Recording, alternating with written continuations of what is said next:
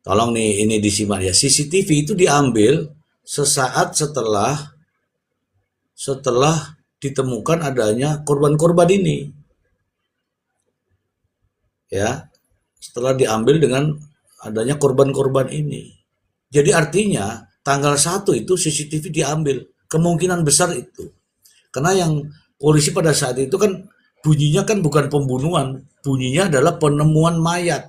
Penemuan mayat korban pembunuhan. Nah, siapa pembunuhnya kan tidak tahu. Makanya dia ingin tahu. Untuk ingin tahu, pasti carilah alat bukti lain. Di antaranya adalah CCTV. Itu pasti langkah pertama itu diambil, diamankan lah, itu namanya CCTV. Dibuka atau tidak saya tidak tahu ya teman-teman. Dibuka atau tidak saya tidak tahu. Kalau seandainya itu dibuka, mungkin dari awal bahasanya sudah dapat. Bahasa pertanyaan dari BAP itu sudah dapat karena berasal dari pemikiran yang ada di dalam CCTV. Tapi kalau melihat dari dakwaannya ini, nampaknya beda dari apa yang kita dapatkan cerita sekarang. Kalau di dakwaannya itu nggak gitu. Saya sudah membaca dakwaannya secara penuh. Itu kalau melihat dakwaannya ya Bu ya, itu berganti-gantian mereka. Dan bahasa itu di rumah itu nggak ada bahasa toko tuh nggak ada.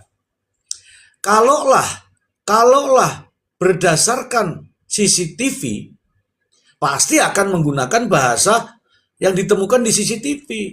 Tapi karena tidak menggunakan bahasa CCTV, sehingga teman-teman kita semua ini juga bertanya-tanya, kenapa? Nah, saya tidak tahu dibuka atau tidak CCTV itu waktu diambil. Sehingga pertanyaannya jadi aneh menurut saya karena terlihat dari dakwaannya. Oke. Harusnya CCTV itu justru dijadikan dasar pertanyaan terhadap siapapun yang menjadi saksi. Contoh, orang itu kan gelap, mungkin nanya sama saksi yang lain, siapa ini, mungkin nggak tahu, mungkin ada yang lain yang tahu. Kalau itu dijadikan dasar, kalau tidak dijadikan dasar, pertanyaannya jadi apa ya? Ada keinginan dengan pengakuan gitu. Nah sekarang CCTV itu ada di meja,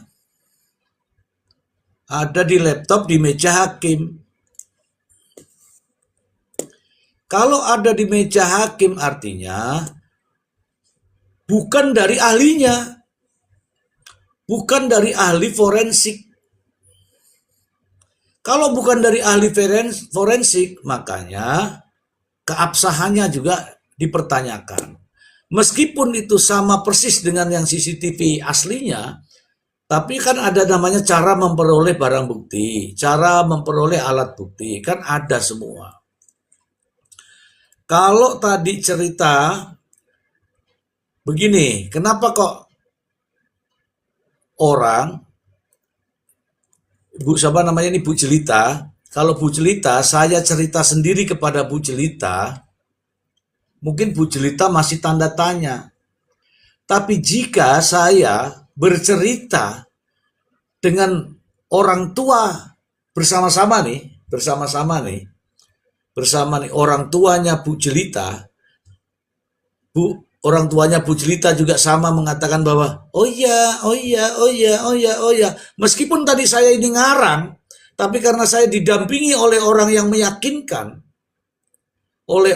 meyakinkan, maka saya yakin dan percaya Bu Jelita akan terpengaruh. Benar. Demikian juga ini, benar ya, sama juga lah. Demikian juga ini Ririn dan Priyo. Kalau ceritanya itu Ririn sendiri tanpa didukung sama Priyo, mungkin Pak Tony juga nggak percaya. Karena ini dua-duanya dikatakan di situ ada, kemudian bersahabat dan sebagainya, sehingga disitulah meyakinkan.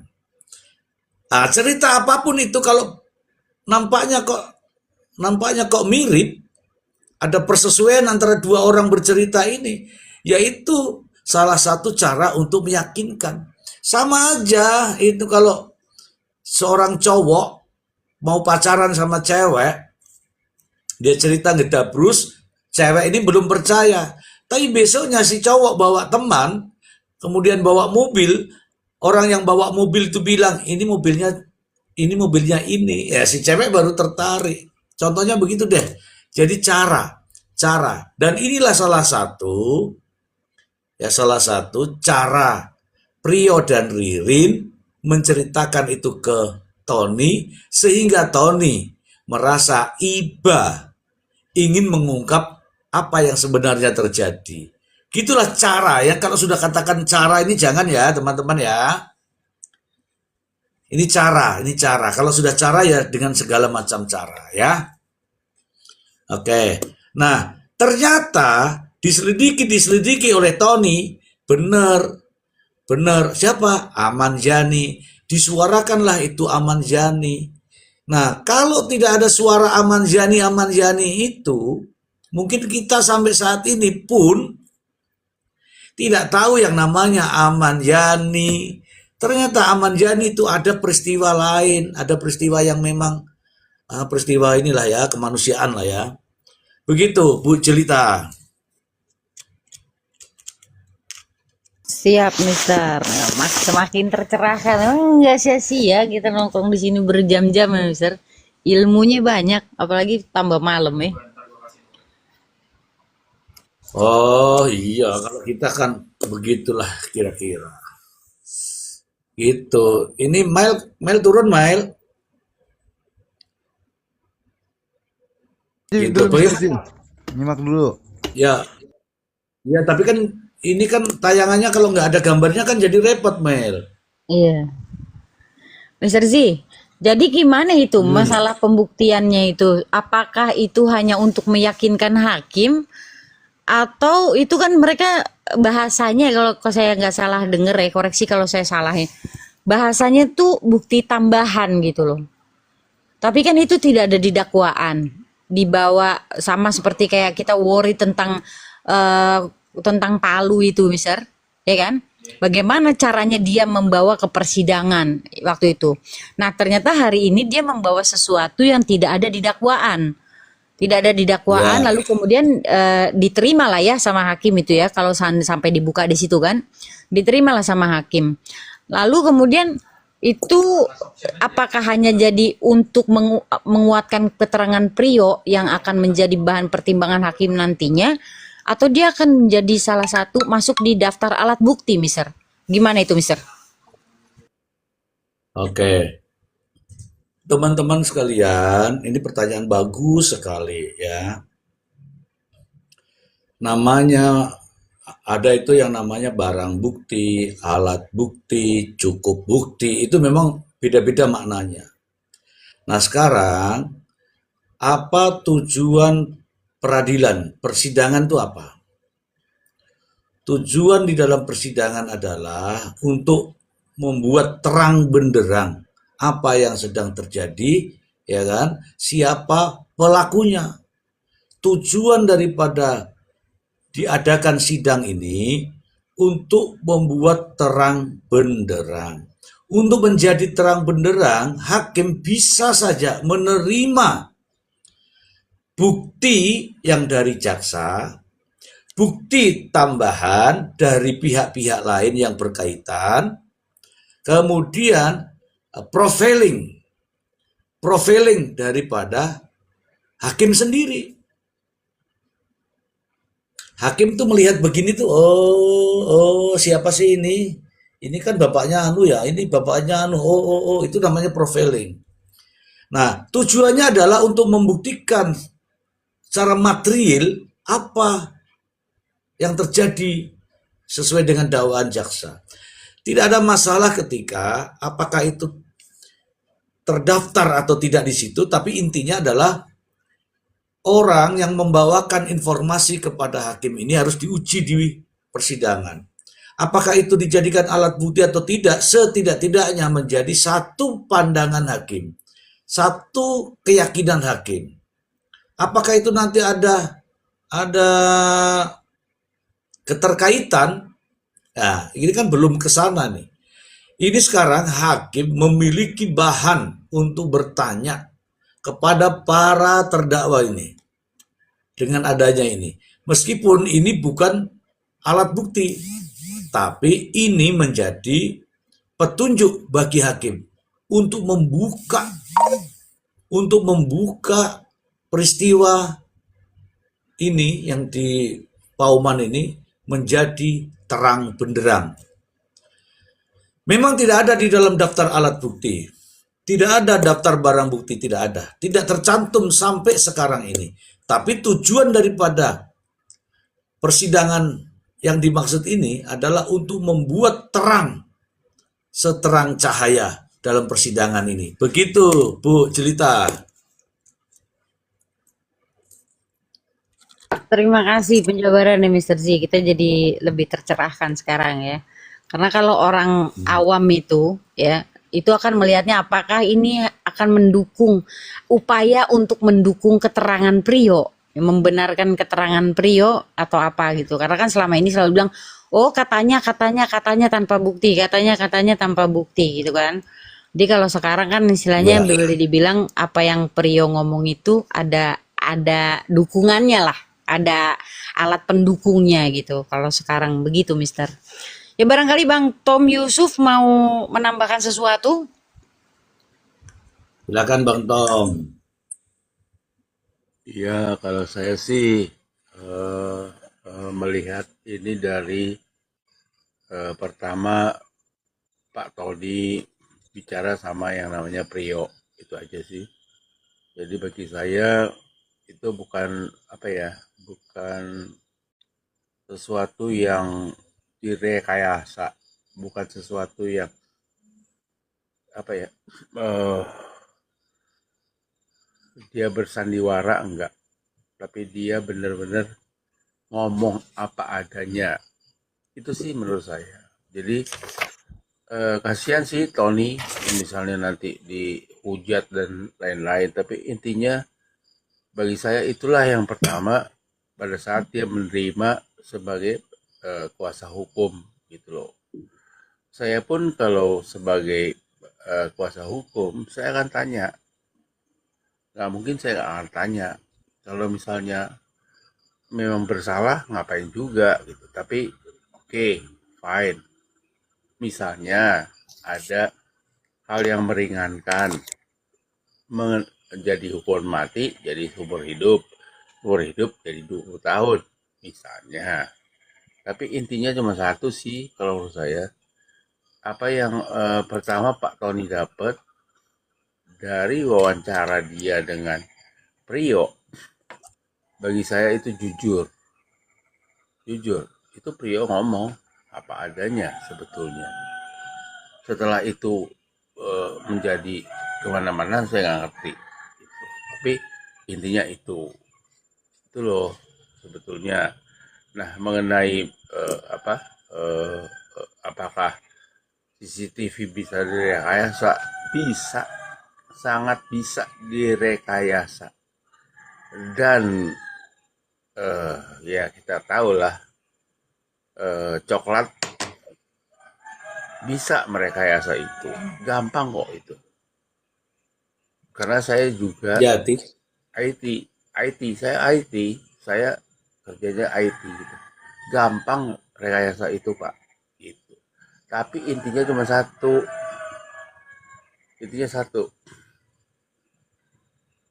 Nah, yang namanya Priyo, kasihan sih dia. Ditekan kiri kanan. Gitu. Nah, yang kanan suruh dia ngomong gini, yang kiri suruh ngomong begini. Nah, pusing dia tuh. Loh, ya. itu aja sih Pak. Ya, Ya, itu. Tapi bagi saya cuma satu, yang namanya CCTV bisa direkayasa. Itu aja. Terima kasih ya Pak. oke. Oke, saya belum ke arah itu ya, dari tadi saya mengatakan bahwa belum ke arah itu. Saya saya menilai dari fakta-fakta persidangan saja. Oke, teman-teman semua, Tony itu pengacara.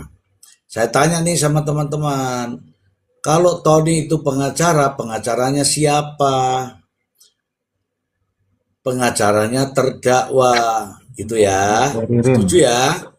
Ya terdakwa Ririn harus Nah, dipenuhi dulu. sebelumnya. Sebelumnya pengacara terdakwa dua Ririn Prio ya. Ya, namanya pengacara terdakwa. Kalau pengacara terdakwa, dua-dua terdakwa itu ada sama dia, kemudian bercerita, bagaimana itu sikap pengacara, langsung marah, emosi, atau mendengarkan, atau empati, karena dua-dua ini kliennya. Tentu saja kita harus mendengarkan kedua-duanya. Kalau kedua-duanya ceritanya seperti itu teman-teman saya kasih tahu ya. Saya kasih tahu.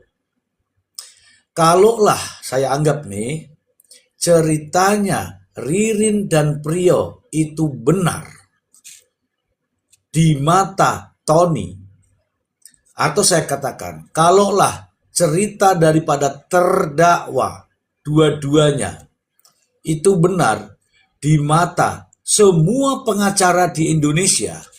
Tuh, saya katakan semua pengacara di Indonesia. Kalau ceritanya itu benar ya, pastilah itu peluang perjuangan seorang pengacara di situ. Pasti. Karena apa? Tony setelah mendengarkan cerita berdua tadi, atau saya sebut saja pengacara seluruh Indonesia, kalau mendengar cerita dari kliennya seperti ini, pastilah melihat kelemahan-kelemahan kan? Nah, kelemahan-kelemahan inilah yang ingin diungkap oleh Tony.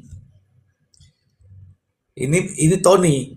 Kelemahan-kelemahan inilah yang diceritakan oleh terdakwa kepada pengacara ini ingin diungkap oleh semua pengacara. Bukan hanya Tony, semua pengacara. Karena apa? Ada kelemahan. Bagaimana tidak kelemahannya di sini nih? Dakwaannya begini, faktanya beda. Itu yang akan diungkap, tujuannya itu. Tujuan dari semua ini adalah ingin mengungkap kebenaran. Kalaulah bisa, ingin membela kliennya. Tidak mungkin seorang pengacara berpihak kubu dengan kliennya, tidak mungkin. Namanya pengacara itu pasti ya mempercayai apa yang disampaikan sama kliennya, pasti berempati kepada kliennya. Tidak mungkin kan sudah ditandatangani menjadi kuasa hukum, justru berseberangan kan, jadi nggak etis lah ya, nggak etis. Nah, itulah sebenarnya yang ingin disampaikan oleh Tony. Semua pengacara punya tujuan yang sama, karena tugas pokoknya pengacara yaitu membela hak-hak kliennya, ya, membela hak-hak hukum, ya, sebagai jasa hukum untuk mendampingi kliennya. Tidak mungkin nih contoh nih, saya katakanlah mendampingi klien saya, tapi justru saya jual ini informasi ini kepada pihak lawannya, kan begitu? Tidak mungkin. Tujuannya bagus. Oke, masalahnya benar atau tidak ini kan belum sampai. Sebenarnya belum sampai itu. Benar apa tidak cerita daripada Prio dan Ririn itu harus dibuktikan di persidangan. Masalahnya belum nyampe ke sana tiba-tiba begini, ngono lo ceritane. Ya, ngono lo ceritane. Belum sampai ke cerita persidangan sudah pencabutan kuasa, satu dicabut, satu masih, ya bagaimanapun dia tetap akan membela kliennya karena itu sudah tugas dan tanggung jawabnya sebagai seorang pengacara. Ya, jangankan ini teman-teman, kadang-kadang kan ada yang tapping tuh. Sudah tahu penjahat dibela. Sudah tahu pembunuh dibela. Sudah tahu perampok dibela. Lah memang itu adanya pengacara itu yang membela itu tadi, yang menunjuk dia sebagai pengacara. Apakah dia perampok, apakah dia pembunuh, apakah dia pemerkosa. Kalau dia sudah menunjuk pengacara, ya udah, mau tidak mau pengacara itu harus membela hak-hak hukumnya. Nah, kadang-kadang kita ini latah. Sudah tahu pembunuh, kenapa dibela? Nah, itulah profesi pengacara. Sudah tahu salah, kenapa dibela? Itu kadang-kadang kita ini latah. Padahal itu tugasnya dia. Kita harus menyadari itu, bahwa itu adalah tugas, ya, bagian daripada tugas daripada seorang pengacara. Ya, nanti kan ada pengacara-pengacara yang berbicara itu. Mau dia pembunuh berantai sekalipun, mau pembunuh apapun, mau pemerkosa sekalipun, mau pencuri, perampok, begal, kalau dia menjadi pengacaranya dan sudah tanda tangan, itulah tugasnya. Itu tugasnya. Makanya kita berpikir positif saja. Jangan bilang Tony itu dasar membela pembunuh. Loh, memang tugas pokoknya memang itu. Bagaimana? Begitu kawanku. Ini ada Bang Don. Halo Bang Don. Selamat malam, Mr. Z. Assalamualaikum Selamat malam Bang warahmatullahi Don. wabarakatuh. Bapak Ibu semua, Bang Waalaikumsalam. Le, Mbak Via, ada Bang Tom juga. Izin, Ya. Mr. Z. Kalau dari saya narasinya sih simpel aja. By the way, tadi malam sampai dini hari, Mr. Z, ya, saya nyimak juga di bawah sampai jam 2 itu. Ada Bang Tony Kenapa juga. gak nangis? Iya, enggak lah. Paling sama Mr. Z mau nanya juga semalam itu. Iya, terlalu rame dan di Aduh. atas expert semua. Ada Profesor Emran, ya kan? Kemudian ada praktisi hukum banyak. Bahkan Bang Tony juga hadir menyampaikan beberapa narasi baru. Kita juga kaget-kaget tuh, Mr. Z ya. Nah, jadi menurut saya sih makin seru gitu. Kalau saya di posisi yang kalau saya dan teman-teman lain mungkin yang ada di bawah, yang nggak ada di Komal, bisa berpihak, Mr. Z. Maksudnya karena saya bukan hakim. Kemudian yang nggak bisa berpihak menurut saya itu hakim dan Mr. Z. Karena Mr. Z sekarang jadi host nih di sini. Jadi harus netral. Nah, kalau netizen wajar berpihak. Dan itulah yang bikin seru case ini, kan gitu. Jadi setiap Sebentar hari Bang Don. siap. Ya Bang Don, sebentar. Saya Siap. itu nggak apa-apa. Teman-teman netizen itu mau berpihak mana nggak apa-apa. Betul. Boleh-boleh saja. Ya. Boleh-boleh saja. Tapi tappingannya jangan pret sama prot, dah itu aja. Pret, prot atau menghujat sama orang Biasa, lain itu saya Mr. pasti G. Iya. Ya, silakan. Kalau saya sih bacanya senyum aja. Nggak apa-apa. Jadi itu yang bikin seru sebenarnya. Jadi ada beberapa posisi di netizen kita tercinta gitu. Maksud saya kalau dari saya sih kita ikutin alur persidangan ini. Sekarang kan lagi yang saya tahu ini kan proses pembuktian oleh jaksa. Nah, tadi itu terakhir sidang pembuktian menghadirkan CCTV yang ada di salah satunya yang dia tanggal CCTV yang tanggal 28 sampai 30. Koreksi kalau saya salah, karena saya hanya baca berita. Nah, dari 28 Ya. sampai 30 itu ada salah satu CCTV yang menurut saya kontradiktif dengan surat dakwaan, yaitu lokus tindak pidananya ada dua, seperti yang Mr. Z sampaikan tadi. Padahal di surat dakwaan itu hanya satu lokusnya, yaitu di rumah almarhum Haji Sahroni, dan almarhum Budi Ya. pun dieksekusi di sana. Nah, ketika jaksa menghadirkan CCTV di toko, kemudian ada tindak pidana di situ, bahwa Budi dieksekusi di toko, nah otomatis kan kontradiktif dengan surat yang rendak ya, rencana dakwaan yang disusun oleh JPU.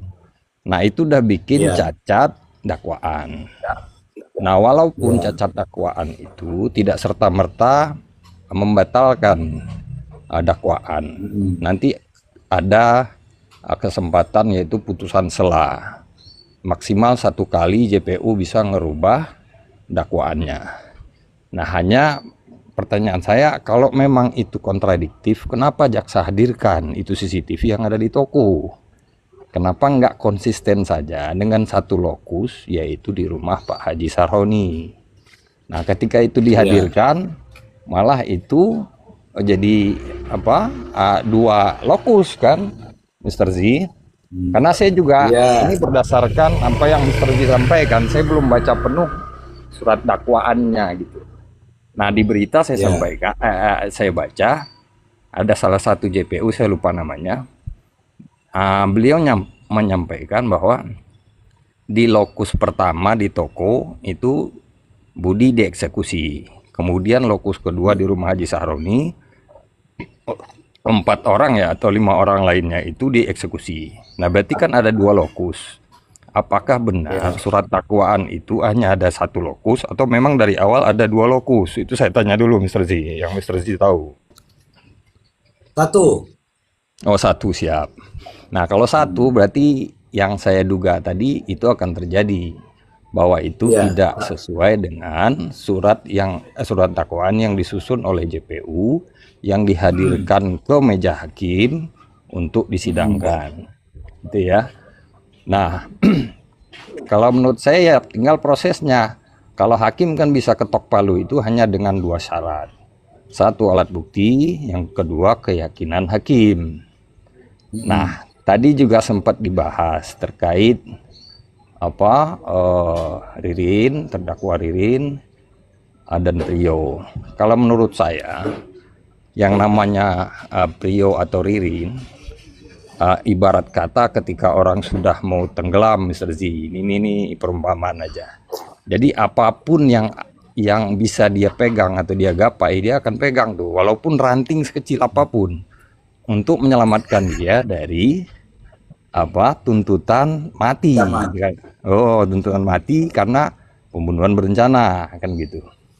Nah, jadi ketika Bang Tony datang, itulah salah satu ranting menurut saya yang dia pegang untuk bisa ya minimal nggak mati lah, gitu loh. Ya, karena tuntutannya luar biasa. Ya, karena memang ya sesuai menurut saya, setelah menghilangkan nyawa orang ya balasannya nyawamu juga hilang, kan gitu. Nah, Bang Tony kalau yang saya baca sih memang spesialis mengungkap kebenaran, walaupun saya nggak terlalu tahu persis dengan Bang Tony. Tadi Mr. Z juga sampaikan bahwa seorang lawyer itu tupoksinya adalah membela klien. Nah, cuman maaf Mr. Z, saya kurang sependapat terkait walaupun kliennya itu seorang pembunuh dan seterusnya, ya dia bela. Nah, mungkin bisa saya tambahkan, yang dia bela itu status hukumnya. Jadi bukan karena dia bunuh saya bela, enggak, tapi karena untuk membantu proses hukumnya itu sesuai dengan koridor hukum. Itulah fungsi lawyer. Misalkan yang seharusnya dia kenanya 15 tahun, jangan sampai dia kena 20. Atau yang seharusnya, nah itulah dilakukan pendampingan. Tapi setiap lawyer memang beda-beda. Setahu saya secara umum lawyer itu sebagai mentor terkait hukum. Jadi dialah yang punya ilmu, kemudian bisa yang membela hak hukum sebenarnya sih. Kalau menurut saya bukan membela kesalahan atau tindak pidana yang dilakukan oleh kliennya. Jadi itu Mr. Ji, sementara mungkin ada respon dari teman-teman. Makasih Mr. Ji. Ya, terima kasih Bang Don. Iya memang benar itu juga yang saya sampaikan. Bukan membela manusianya, tapi membela hak-hak hukumnya. Itu juga ada kok dalam tugas pokok advokat itu kan itu. Jadi tidak membela pribadinya enggak. Makanya dia didampingi itu tujuannya adalah membela hak-hak hukumnya. Itu benar begitu. Bukan membela pribadi, membela perbuatannya, bukan. Dari awal pun kita sampaikan bahwa pengacara memang tugasnya itu. Nah, saya kasih kisah ini ya. Ada sebuah kisah di film-film banyak. So, 2 orang penjahat ini ditembak, meledaklah mobilnya, kemudian tapi 2 orang ini lolos. Kemudian dia melarikan diri ke sebuah pemukiman. Dia cerita itu sama rumah, sama orang yang ditempati itu. Yang kebetulan di dalam itu orang baik. Dia sampaikan, 2 orang ini bercerita. Aduh, kami dikejar-kejar harimau, mobil kami dirusak. Dia cerita, dilayani dengan baik ini karena dia ceritanya baik. Dilayani, dikasih baju, kasih semua nih, dibersihin, dimasakin lagi. Ini bahasanya begitu. Tapi karena otaknya memang otak-otak penjahat, sudah sembuh dia semua, orang yang merawat dia ketika itu justru disandra, teman-teman. Itulah faktanya, itulah kehidupan, itu namanya realita. Itu fakta ya teman-teman, silahkan nonton-nonton lah, kadang nonton. Sudah berbuat baik, ingin membantu, bahkan memasakkan, membersihkan, setelah sembuh, yang merawat ini disandra. Bagaimana caranya supaya dia lolos dari kejahatan? Padahal dia penjahat ini. Itulah cerita kehidupan. Ini cerita kehidupan. Kalau orang-orang yang umurnya sudah senior pasti tahulah yang beginian. Oke, ini ada Bang Rojak. Selamat malam Bang Rojak. Selamat malam Mr. Ji. Ya, terima kasih Mr. Ji dan rekan-rekan semuanya yang selalu memberikan pencerahan terhadap hukum. Yang pertama Mr. Ji, memang statusnya pengacara itu kan penegak hukum, dan satu-satunya penegak hukum yang tidak digaji oleh negara adalah pengacara.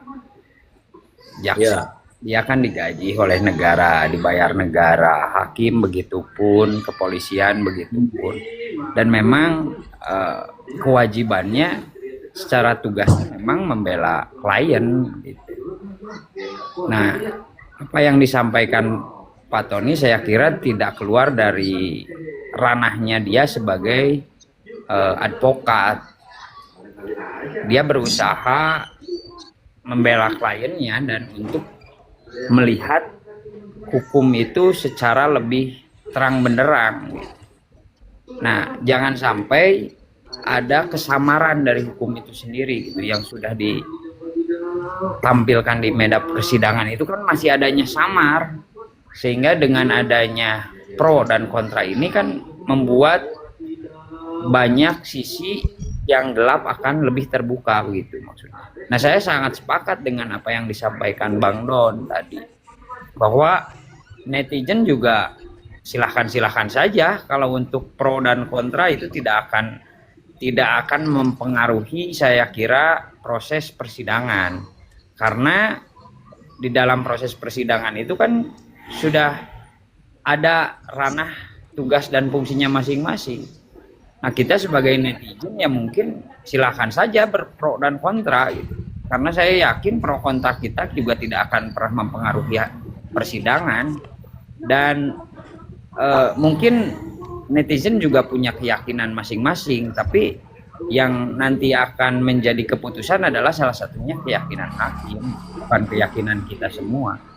Kita semua kan tidak tahu apa yang dilakukan di dalam rumah tersebut, kemudian siapa saja. Secara terang benderang saya pastikan kita semua tidak pernah tahu bagaimana pukulan, bagaimana cara melakukan, itu kan hanya sebuah keterangan saja. Kita tidak melihat secara transparan setiap tindak tanduk yang berada di dalam rumah tersebut ataupun cara pembunuhan di rumah tersebut gitu. Jadi kita semua sebenarnya ya menduga-duga saja, cuman melihat dari beberapa sisi mungkin. Ada beberapa sisi fakta yang terungkap yang tidak bisa terbantahkan. Ada juga beberapa sisi dari alibi dan narasi yang dibangun gitu. Nah, itu tinggal kita pilih saja mungkin. Karena kita mempunyai logika untuk mencerna berbagai fakta yang ada di lapangan. Apakah memang sesuai dengan cara logika kita di dalam memahami hukum? Mungkin begitu saja, Mr. Ji. Terima kasih waktunya rekan-rekan. Terima kasih Mr. Ji sudah memberikan pencerahan dan selalu berbagi. Oke, terima kasih Bang Rojak. Ini tadi ada penyampaian dari Bang Don. Bang Don tuh benar Bang Don. Jadi sesuai dengan fakta persidangan, apa yang disampaikan dengan kesaksian ya, dari kesaksian Priyo itu justru kontradiktif dengan apa yang menjadi dakwaan jaksa penuntut umum. Itu benar Bang Don. Kenapa? Adanya lokus, ya kan Bang Don? Adanya lokus baru. Lokus baru yang selama ini tidak dituangkan di dalam dakwaan. Bahkan mungkin tidak masuk dalam penelitian. Nah, ini masalah sebenarnya Bang Don. Ketika ada lokus yang harusnya itu menjadi penilaian dalam dakwaan, justru terabaikan katakanlah gitu. Bukan terabaikan, tapi mungkin karena tidak cermat. Nah, bunyinya itu dakwaan tidak cermat Bang Don. Begitu dakwaan tidak cermat, apakah semerta-merta dakwaan itu dibatalkan? Apakah dakwaan itu diperbaiki? Padahal sudah selesai nih, sudah persidangan ini, nggak mungkin kan dakwaannya baru diperbaiki. Kalau di awal mungkin, ini kan sudah jalan. Nah, apakah semerta-merta dakwaan ini batal? Tentu ada juga mekanismenya. Ya, tentu saja ada mekanismenya. Apakah bisa juga justru ngeles? Ada di situ bunyi dakwaan itu begini. Setidak-tidaknya, kan gitu. Setidak-tidaknya di Jalan Siliwangi nomor 52 atau setidak-tidaknya tempat-tempat lain yang berkaitan atau setidak-tidaknya di wilayah hukum Indramayu. Itu juga bisa dijadikan pembenaran lah bahasanya. Nah, ketika ini terungkap di permukaan bahwa ternyata, saya ulangi lagi, bahwa ternyata ada TKP lain selain TKP yang ada di dalam dakwaan, gitu kan? TKP lain yang ada di dalam dakwaan jaksa penuntut umum, inilah membuktikan apa? Membuktikan ada TKP lain, ada TKP lain. Nah, masalahnya apakah itu menjadi sebuah permasalahan dalam proses persidangan? Saya tidak tahu, mereka lah yang menyikapi. Tapi nantinya faktanya adalah nih, ada pembunuhan keji, kita semua mengutuk. 5 orang menjadi korban. Fakta itu, 5 orang menjadi korban itu fakta. Nah, kalaulah hanya 2 orang ini pelakunya, ya itulah, mau tidak mau, suka tidak suka. Meskipun dengan TKP yang agak ada tambahan itu, mau tidak mau, suka tidak, jaksa pasti menuntut. Pasti menuntut. Apapun namanya, 5 orang ini keji, dan di situ juga TKP-nya ditemukan mayatnya, dan 2 orang ini misalnya nanti ini 2 orang ini pelakunya, maka mau tidak mau jaksa akan melakukan tuntutan. Ingat, ini adalah sesuai dengan dakwaan jaksa pembunuhan berencana yang ancaman hukumannya ekstrim, yaitu hukuman mati. Bagaimana dengan pertimbangan hakim? Saya tidak tahu. Begitu Bang Don, itu tanggapan dari saya dengan adanya TKP yang baru muncul, Bang Don. Siap, sepakat Mr. Z, sepakat. Karena memang kalau yang saya tahu sih kesalahan lokus itu cukup bisa disebut kesalahan yang fatal gitu ya. Dan bahkan juga saya baca kesalahan lokus delicti itu bisa menyebabkan batal demi hukum suatu proses tindak pidana. Karena hakim tidak mungkin memutus suatu perkara di luar dakwaan. Kan gitu. Jadi guidance hakim di persidangan itu adalah surat dakwaan yang disusun oleh JPU. Nah, itulah yang disidangkan. JPU berusaha membuktikan surat dakwaannya. Kemudian PH dari terdakwa berusaha untuk membantah itu. Kan itu yang terjadi di persidangan. Nah, tinggal kita tunggu saja, Mr. D. Kira-kira ketika ditanyakan hakim, JPU jawabnya gimana? Terkait lokus delicti tadi. Nah, kan makin seru tuh. Komalnya makin lama ya, Mr. Z itu. Jadi ada fakta baru lagi. Nggak cukup kalau cuma 9 orang gitu kan, bisa 15-20 orang nanti kan gitu. Saya juga makanya tertarik karena Gimana caranya ini? Gimana caranya kasih kotak-kotak supaya lebih ini? iya, kurang ini Mr. Z kotaknya.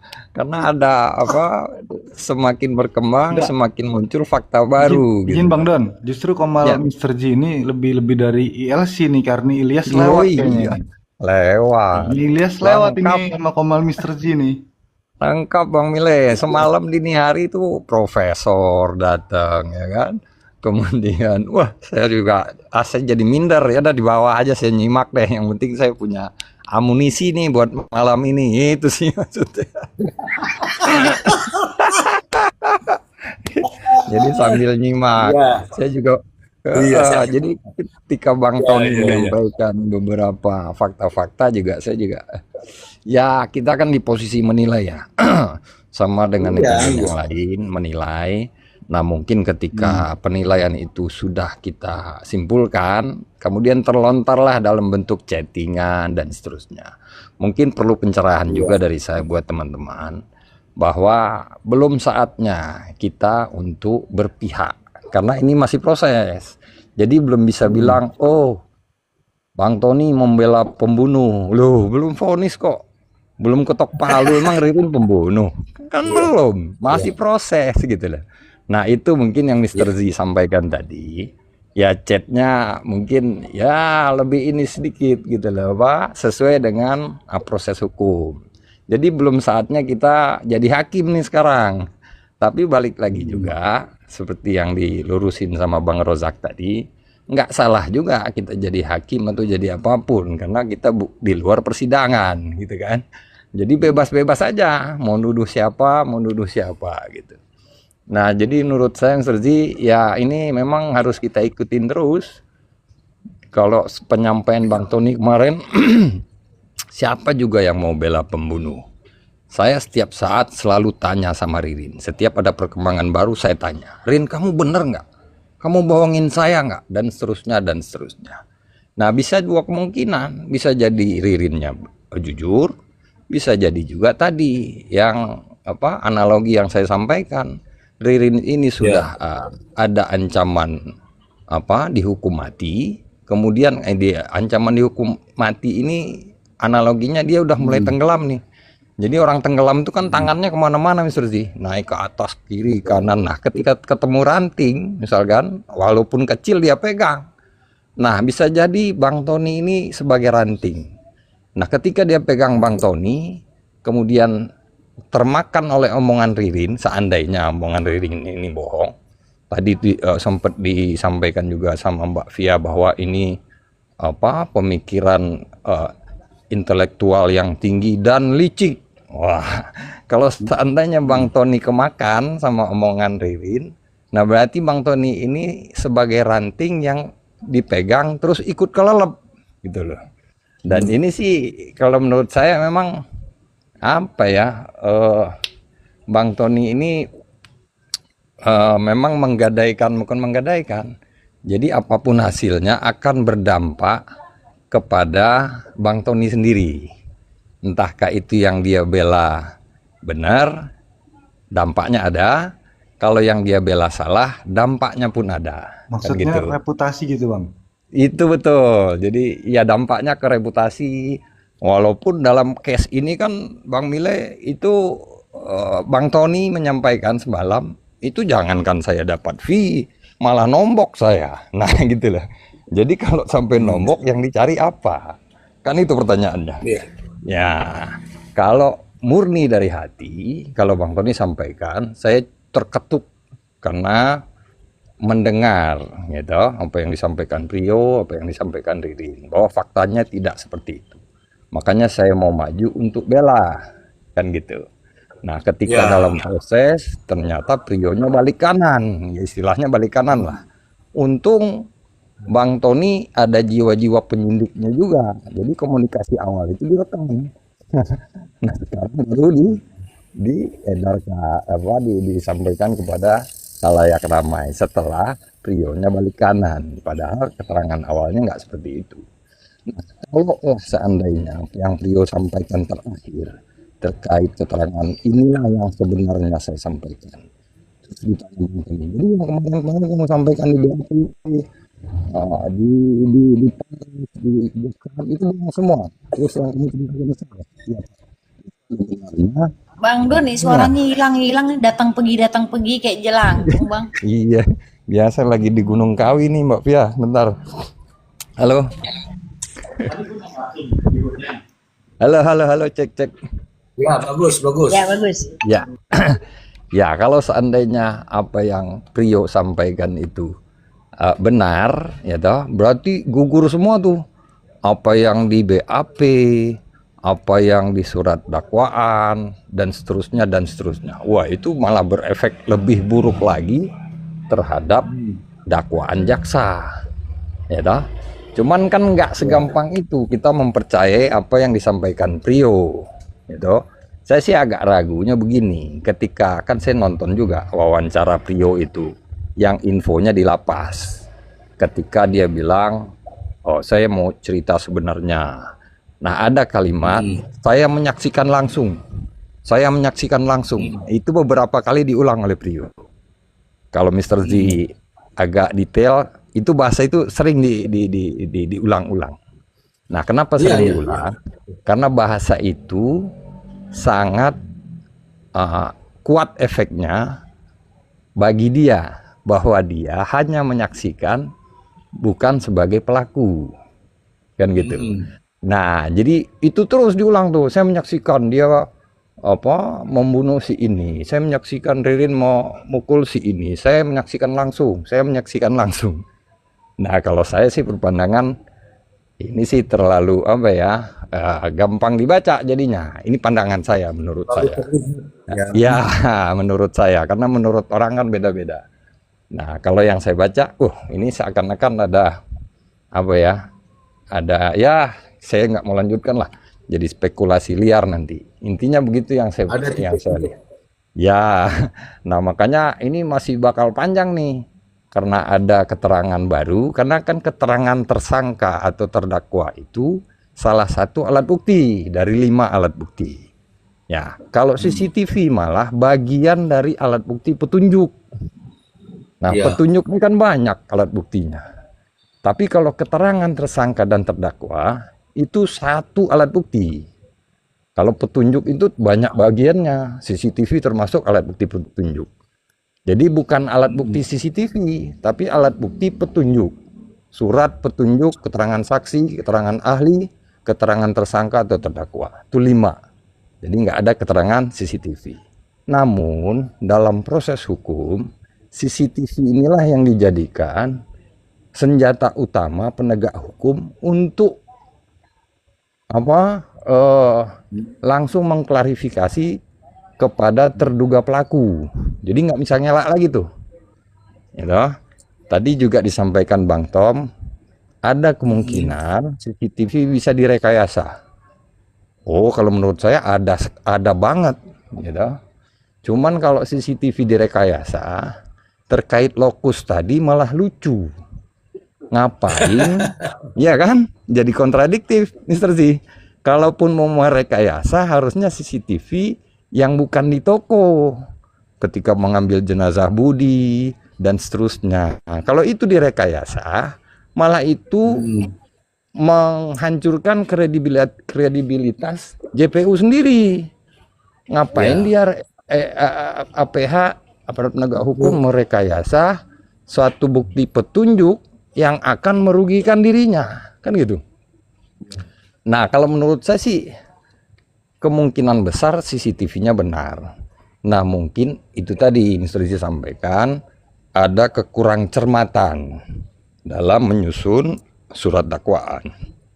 Kalau memang faktanya itu adalah di dua lokus, di toko dan di rumah almarhum Haji Sahroni.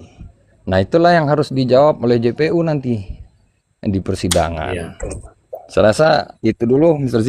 Terima kasih. Boleh bertanya nggak Bang Don atau Mr. Z? Ya, Boleh, memilih. Nah, tadi dari typingan juga ada yang mengatakan gini, Bang Don, bahwa JPU ini lebih mengarah sekarang ini kepada keterangan Priyo daripada fokus pada dakwaannya. Itu bagaimana, Bang Don? Iya, ya nggak boleh, nggak bisa. Karena gini, apapun kondisi, menurut saya ya, bukan nggak boleh sih, ya konyol dong. Jaksa sudah menyusun surat dakwaan yang sedemikian rupa, kemudian dipersidangkan jaksa akan berusaha juga sedemikian rupa meyakinkan hakim bahwa surat dakwaannya ini terbukti jelas dan meyakinkan. Kemudian sekarang dia berbelok mempercayai keterangan Priyo. Itu bertolak belakang dengan surat dakwaan yang mereka susun. Nggak masuk akal menurut saya. Gitu lah. Kalaupun mau ngerubah, bukan sekarang saatnya, karena ini udah proses sidang. Ketika menyusun rendak, rencana dakwaan, itulah momen untuk mempercayai beberapa petunjuk-petunjuk lain, termasuk keterangan dari Priyo, keterangan dari saksi lain barangkali. Tapi kalau sekarang JPU wajib mati-matian membuktikan apa yang mereka tuangkan dalam surat dakwaan. Itu menurut saya, Bang Willy. Saya boleh nanya nggak nih? boleh. Izin mau nanya sama Bang Don ya. Ada dua pertanyaan ya Bang. Yang pertama, Boleh. saksi yang sekarang ini yang menghadirkan CCTV yaitu saksi dari penyidik kan otomatis dia juga akan bersaksi di tempat Ririn nanti ya, di persidangan Ririn. Nah, kalau seandainya dia membawa CCTV itu di persidangan Ririn sebagai seorang pengacara nih ya, kasus apapun lah bila terjadinya kayak gitu, apakah pengacara bisa menolak bukti itu? Karena kan otomatis itu tidak ada di bagian daripada dakwaan kan, bukti yang ada di dakwaan nggak ada itu. Lalu yang kedua, tadi saya sempat dengar Bang Don itu bilang bahwa jaksa akan mati-matian membuktikan bahwa dakwaannya itu benar di depan hakim itu kan. Nah, artinya ini kalau kita lihat nih sekarang udah dirusak dakwaan itu. Bahkan si saksi sudah membawakan bukti bahwa benar ada dua tempat. Benar ada dua tempat dengan menunjukkan CCTV itu, terlepas itu benar rekayasa atau bukan ya, sudah menunjukkan bahwa keterangan dari Priyo itu mendukung keterangan Priyo. Nah, apabila jaksa akhirnya tidak mampu membuktikan dakwaan itu, apa yang terjadi, Mister? Bang Don. Demikian pertanyaan saya.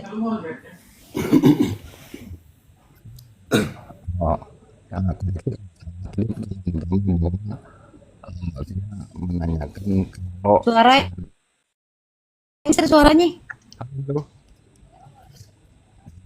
Itu tergantung kualitas HP. Kalau HP-nya itu seperti HP saya, mungkin lebih mahal kan. Itu berarti minta subsidi Mister Z. Gitu aja. Saya kan bukan Bang Tony RM ya kan. Kita cuman tukang becak aja. Jadi gini Iya, Mbak iya. Fia, menurut saya kalau seandainya tadi kan disampaikan apakah ada hak lawyer membantah suatu apa tadi bukti yang disampaikan di persidangan tapi di luar surat dakwaan gitu ya Mbak Fia kalau nggak salah ya. Nah, Iya, iya. kalau menurut saya tidak boleh. Jadi yang hanya bisa disampaikan di persidangan itu apa yang sudah detail dituangkan dalam surat dakwaan. Nggak boleh lari dari situ. Yang boleh lari dari surat dakwaan hanya PH atau advokat dari terduga pelaku atau terdakwa. Wah, Nah, hanya mereka lah yang bisa membantah, gitu, mengeluarkan bukti-bukti baru. Kan ada yang namanya saksi meringankan, ya toh. Kemudian ada yang disebut juga barang bukti yang meringankan dan seterusnya. Nah, itu nanti hakim memberikan hak kepada nasihat hukum untuk menyampaikan hal-hal itu. Nah, itu mungkin jawaban saya, Mbak Fia. Yang kedua apa tadi? Maaf, jadi lupa. Saksi-saksi yang bawa barang bukti. Saksi yang bawa barang bukti terus Di kepersidangan. Boleh saya tanggapi ya? boleh? tunggu dulu, Oke, tunggu terima dulu. kasih Mr. Z. Selamat malam semua. Salam kenal semua. Jadi memang ini menarik nih perkara ini. Tetapi saya yakin, jadi gini. Halo? Up to you, up to you. Up to you, belum waktunya up to you sebentar. Silakan Bang Don. Mbak Fia, mohon diulang yang kedua tadi. Saya Ya, agak yang kurang. kedua tadi, jadi gini, karena di persidangan tadi itu, Bang Don tadi kan mengatakan bahwa jaksa itu akan mati-matian membuktikan bahwa dakwaannya itu udah benar di mata hakim gitu kan, untuk ke hakim supaya meyakini dakwaannya dia. Saya kata-katanya kurang bagus nih, Mister. Bang Don, mudah-mudahan bisa dipahami. Lalu kemudian dengan hadirnya CCTV itu, artinya itu kan mendukung keterangan Prio kan. Jadi ada kemungkinan bahwa hakim itu memiliki keyakinan yang lain, ya kan? Memiliki keyakinan yang lain. Tapi ya artinya kan memang udah sulit itu dibuktikan dakwaan jaksa. Seandainya tidak terbukti, Mister. Seandainya tidak terbukti, apa yang bakalan terjadi gitu? Kira-kira hakim, apa keputusan hakim? Kira-kira ini, Mister. Bang Don. Ya, oke. Silakan Bang Don. Siap, Mr. Z, terima kasih. Tadi saya sih mengulang lagi kalimat Mr. Z tadi sampaikan bahwa satu yang perlu kita garis bawahi, tindak pidananya sudah terjadi. Bahwa ada korban 5 orang, terbunuh, dikubur dalam satu liang, dan seterusnya. Nah, itu tidak bisa dibantahkan. Tidak serta-merta karena kekurang cermatan surat dakwaan, kemudian bisa membatalkan suatu proses hukum. Jadi bebas aja gitu terduga pelaku, nggak bisa kayak gitu. Nah, tapi tadi benar yang disampaikan Mbak Fia bahwa itu akan mempengaruhi keyakinan hakim. Pasti berpengaruh pada keyakinan hakim karena sudah ada satu redaksi, yaitu lokus yang tadinya 1 sekarang jadi 2. Nah, cuman kan ini belum ditanyakan. Tadi kan baru proses pembuktian, baru menyampaikan saja. Ini ada CCTV ini dan seterusnya. Saya sih belum baca atau belum dengar hakim mengkonfrontir kepada JPU. Bagaimana nih terkait lokus ini? Kalian tulis 1 kok sekarang ada 2. Nah, itu saya belum dapat informasinya. Apakah hakim sudah bertanya seperti itu atau memang belum? Nah, itu yang kita tunggu. Nah, kalau masalah apakah itu mempengaruhi keyakinan hakim, saya rasa pasti berpengaruh besar. Karena di luar surat dakwaan. Lokusnya tadinya 1 kok sekarang jadi 2. Nah, tapi nggak semerta-merta juga apa yang disampaikan Prio ditelan bulat-bulat gitu sama siapapun, termasuk hakim. Karena kan Priyo ini bukan saksi statusnya, dia terdakwa. Kalau terdakwa bisa ngomong apa aja. Tadi yang saya bilang, posisi orang mau tenggelam, apapun akan dia lakukan agar dia tidak tenggelam. Ya termasuk dengan mengarang cerita bisa jadi. Dan hal-hal lain. Gitu sih Mbak Fia. Bang, Terima kasih Bang Don. izin sedikit Bang. Berarti seandainya kan dakwaan hanya satu tuh Bang ya?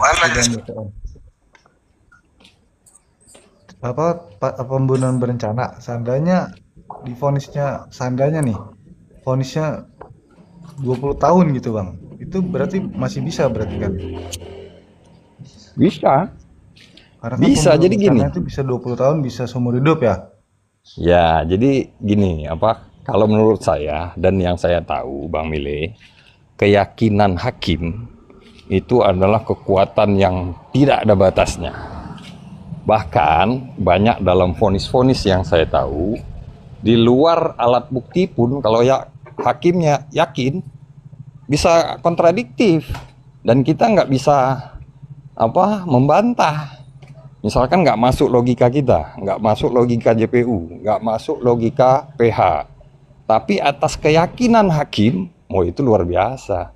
Makanya hakim disebut tangan Tuhan dan seterusnya. Jadi bukan hanya alat bukti saja. Alat bukti itu untuk kita-kita saja nih, di luar hakim.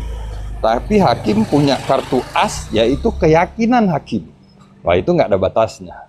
Itu sih Bang Mile. Oke, terima kasih Bang Bile. Nah, sekarang waktunya up to you. Up to you, silakan. Buka mic-nya, buka up to you. Mic-nya dibuka, mic.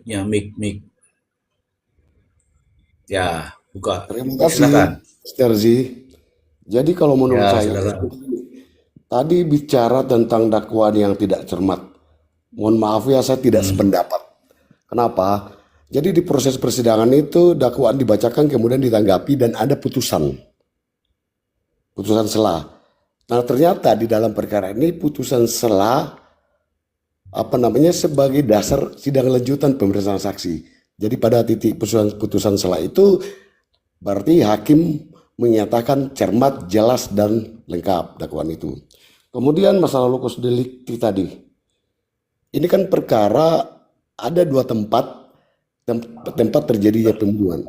Menurut saya akan bermasalah kalau korbannya cuma satu.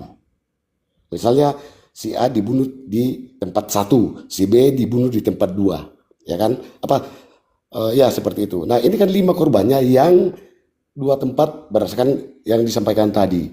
Jadi itu tidak masalah. Makanya di dakwaan jaksa biasanya itu atau setidak-tidaknya di dalam wilayah hukum pengadilan negeri Indramayu. Artinya selama itu locus delicti tidak di luar wilayah hukum pengadilan Indramayu, maka itu tidak jadi masalah menurut saya.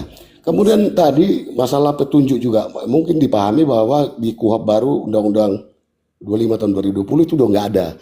Kalau kita bicara CCTV itu bukan lagi petunjuk, tapi dia masuk dalam bukti elektronik. Nah, tetapi saya yakin, kenapa begini? Bahwa ada pengakuan Priyo dan yang diajukan sebagai terdakwa oleh JPU adalah 2 orang, Priyo dan Ririn. Oleh karena itu, pengakuan Priyo ini justru semakin menguatkan dakwaan jaksa sebenarnya, bahwa mereka berdua lah pelaku dari tindak pidana yang didakwakan. Beda kalau pengakuan Priyo, tidak ada pengakuan Priyo, tapi dia tetap ngotot di pengakuan awal bahwa dia tidak terlibat, sama seperti Ririn. Nah logikanya juga nih, ini kan ancaman hukuman mati nih perkara ini, oke? Ancaman hukuman mati. Apa iya si Priyo mau mengaku dengan ancaman hukuman mati? Maka pada titik itu saya setuju dengan Bang Don tadi bahwa Ririn ini mempergunakan celah dengan analogi ranting tadi. Jadi saya sangat yakin bahwa apa yang didakwakan jaksa justru akan terbukti di persidangan dengan termasuk pengakuan ada hari ini CCTV dan segala macam. Dan kalau kita bicara alat bukti kan bukan cuma keterangan saksi, itu bagian 1 di antara 8 alat bukti yang dihadirkan oleh JPU. Kita yang orang di luar ini kita nggak tahu apa saja barang bukti yang akan dimunculkan lagi berikutnya oleh JPU. Dan saya yakin JPU lah yang tahu. Itu aja mungkin dari saya. Terima kasih Mr. Z. Terima kasih semuanya. Oke, bagus. Oke, bagus. Bang Don, Bang Don, Bang Don kemana ya? Gak ada ya? Ada, Jadi siap. Maaf Bang Don, ini asisten saya. Asisten saya mau ngomong Bang Don. Boleh nggak Bang Don? Mister Z bisa aja. Mister Z yang punya ruangan ini. Saya kalau ditendang siapa aja mundur, Mister Z. Ya, ini karena dia sudah pakai lipstick, sudah pakai parfum, dia mau ngomong. Silakan dicermati Bang Don. Siap, Mister Z. Dakwaan tidak cermat adalah cacat formil dalam penyusunan surat dakwaan oleh Jaksa Penuntut Umum (JPU) yang tidak memenuhi syarat material. Ketidakcermatan ini meliputi kekeliruan, kekurangan, atau ketidaktelitian dalam menerapkan undang-undang dan fakta sehingga dapat merugikan hak pembelaan terdakwa. Akibat hukum. Surat dakwaan yang tidak cermat mengakibatkan dakwaan tersebut batal demi hukum. Jika eksepsi, keberatan, penasihat hukum diterima oleh hakim pada tahap awal persidangan, maka dakwaan dinyatakan tidak dapat diterima dan proses peradilan terhadap terdakwa harus dihentikan. Indikator ketidakcermatan. Sebuah surat dakwaan dianggap tidak cermat apabila 1. Salah menerapkan undang-undang, adanya keliruan dalam penulisan dasar hukum, pasal yang didakwakan tidak sesuai dengan tindak pidana yang disangkakan, atau undang-undang sudah tidak berlaku lagi. 2. Salah mencantumkan identitas, terdapat kesalahan fatal pada nama, tanggal lahir, atau alamat terdakwa. 3. Kesalahan lokus dan tempus, terdapat kekeliruan yang membingungkan mengenai waktu, kapan, dan tempat di mana tindak pidana tersebut dilakukan. Dan 4. Kekeliruan uraian unsur pasal, uraian mengenai cara tindak pidana dilakukan tidak memuat atau bertentangan dengan unsur-unsur tindak pidana dari pasal yang didakwakan. Oke Bang Don, asisten, terima kasih. Silahkan dilap lipstiknya. Suaranya bagus kayak janda anak satu itu, Mister Z. Aduh. Aduh, berarti kalau janda anak 3 sore jelek dong Bang Don. Ya, ada bas-basnya gitu, Mbak Via. Ya, saya respon. Jadi perlu saya tekankan lagi, Mister Z dan teman-teman. Saya ini bukan lawyer. Saya bukan praktisi hukum. Saya cuma narik becak lah. Jadi nggak sepaham tadi Bang Bradley sih. Saya baca di profilnya Bang Up to You ya, Bang Bradley. Benar sekali Bang, benar. Itu yang disampaikan benar. Dan itu bahasa praktisi hukum. Nah, saya nggak bakal membela diri kalau saya salah. Benar tadi yang disampaikan benar. Di KUHP baru itu ada 8 alat bukti. Dulu KUHP lama ada 5. Nah, tadi disampaikan Bang Bradley, Bang Up to You menyampaikan bahwa kesalahan lokus itu tidak terlalu signifikan kalau menurut saya simpulkan ya. Karena ini korbannya bukan satu. Menurut Bang Bradley tadi begitu. Kalau satu itu malah jadi masalah. Karena satu orang berada di dua tempat yang berbeda. Nah, itu jadi masalah. Udah kayak ninja dia Mr. Z kan. Nah, tapi karena korbannya ada 5, nah mungkin itu bisa jadi bukan menjadi masalah yang signifikan. Nah, tapi kembali lagi tergantung hakim lah nanti yang memutuskan. Tadi juga Mbak Cantik janda anak 1 itu menyampaikan juga ada kemungkinan batal demi hukum kalau lokus deliktinya tidak benar. Nah, ya itu tadi juga sempat saya sampaikan. Hanya saja tadi saya sempat bilang juga bahwa tindak pidananya sudah terjadi. Korban sudah ada. Kemungkinannya sangat kecil kalau batal demi hukum. Nah, tadi juga sebelum Bang Bradley sampaikan, saya juga sempat tuh ngomongin putusan selah. Jadi kalau yang saya pahami sebagai orang yang bukan praktisi hukum, putusan selah itu adalah kesempatan JPU untuk merevisi surat dakwaan. Jadi masih ada Mr. Z, masih ada kesempatan untuk merevisi walaupun sudah di persidangan. Jadi putusan sela Iya. namanya. Nah, putusan sela itu cuma sekali saja boleh merevisi. Nah, bisa jadi langkah ini yang akan diambil oleh JPU kalau memang itu dikejar terus sama hakim. Ini kok lokusnya jadi dua nih, beda sama surat dakwaan kalian. Masih ada satu kesempatan lagi untuk merevisi itu. Jadi dua lokus. Karena kan yang menghadirkan CCTV di toko itu kan bukan pihaknya Prio, Ririn, tapi JPU sendiri, gitu lah. Jadi mereka menghadirkan bukti CCTV yang kontradiktif dengan surat dakwaan yang mereka susun. Nah, yang punya tanggung jawab untuk menjawab itu ya mereka sendiri, gitu. Nah, ketika itu mereka akui mereka kurang cermat, kurang teliti dan seterusnya, ya majelis yang mulia, kami akan merevisi dan seterusnya, itu masih ada kesempatan yang saya pahami. Jadi benar, tergantung keyakinan hakim. Tapi kalau sampai batal demi hukum, saya rasa kemungkinan kecil, Mr. Z, karena tindak pidananya sudah terjadi. Kemudian tadi juga disampaikan Bang Bradley bahwa 8 alat bukti ini itu hanya salah satu saja. Mungkin yang kita tafsirkan itu kurang cermat. Tapi ada 7 alat bukti lain mungkin. Ya 7 mungkin ya alat bukti surat mungkin nggak ada. Tapi intinya ada lebih dari 2 alat bukti sehingga bisa disidangkan perkara ini. Itu Mr. Z, terima kasih. Oke. Saya up to you. Siap, terima kasih Mr. Z. Oke. Up to you, saya ingin bertanya kepada up to you. Kalau menurut up to you ini dakwaan cermat atau tidak cermat? Jadi mungkin saya juga seperti Mr. Don tadi, kebetulan saya cuma bisa baca-baca doang sebenarnya. Saya juga serabutan aja, cuma karena masalah hukum di Indonesia ini agak amburadul, jadi mau nggak mau apapun profesi kita tidak harus orang-orang yang ahli hukum, sarjana hukum yang Iya, enggak ke situ saya. Ya, jadi gini. Menurut saya bahwa kita tidak bisa lagi karena sudah lewat. Kita bicara masalah dakwaan batal demi hukum, itu udah lewat.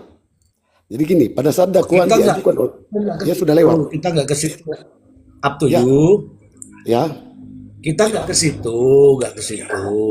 Ini ya loh. biar izin, saya jelasin dulu, Kalau kita Enggak, ini saya bicara bertanya kok. ya gimana? Dakwaan ini loh cermat atau tidak cermat? Sudah sangat cermat. Kenapa?